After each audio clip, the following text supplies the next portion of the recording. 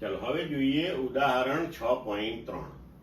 આકૃતિમાં બતાવ્યા પ્રમાણેના પરિમાણો વાળી એક સમાંગ એલ આકારની લેમિના એટલે કે પાતળી સપાટ તક્તીનું દ્રવ્યમાન કેન્દ્ર શોધો.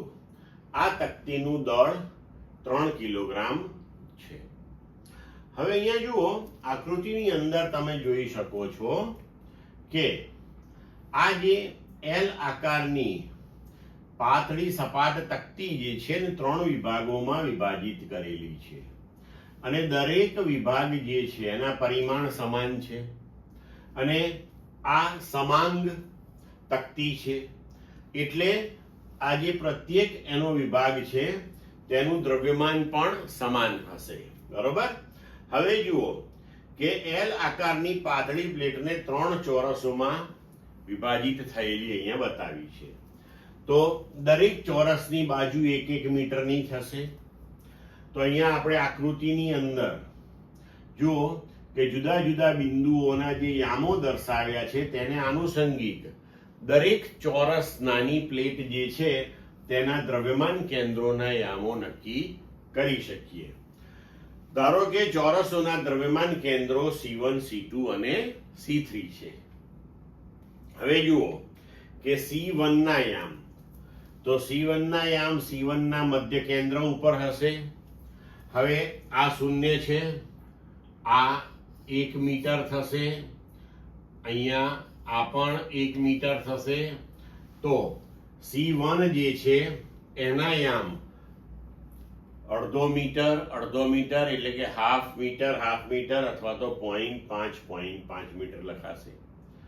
હવે તેવી જ રીતે જો C2 ના ગણીએ તો તેનો x યામ 1.5 થશે અને y યામ 0.5 થશે એટલે 3/2 અને 1/2. તેવી જ રીતે જો C3 ના યામ લઈએ તો તેનો x યામ અહીંયા 0.5 થશે અને y યામ અહીંયા 1.5 એટલે કે 3/2 મીટર થશે. બરોબર. હવે ત્રણેય તક્તીનું દ્રવ્યમાન સમાન હશે.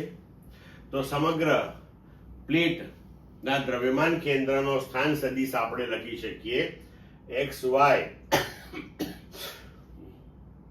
બરાબર mc1 mc2 mc3 upon m કારણ કે ત્રણેયનું દ્રવ્યમાન સમાન છે એટલે આપણે m1 m2 અને m3 ત્રણેય સમાન લીધા છે અહીંયા.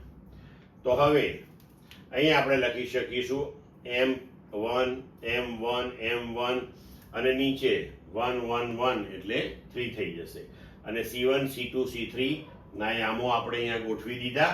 હવે જો આને આપણે સાદું રૂપ આપીશું તો આપણને જવાબ મળશે 5/2 અપોન 3 અથવા તો આપણે લખી શકીએ 5/6 મીટર. એટલે કે આ જે લેમિના આપી છે તેના દ્રવ્યમાન કેન્દ્રના યામ થશે 5/6 મીટર. ક્લિયર મિત્રો?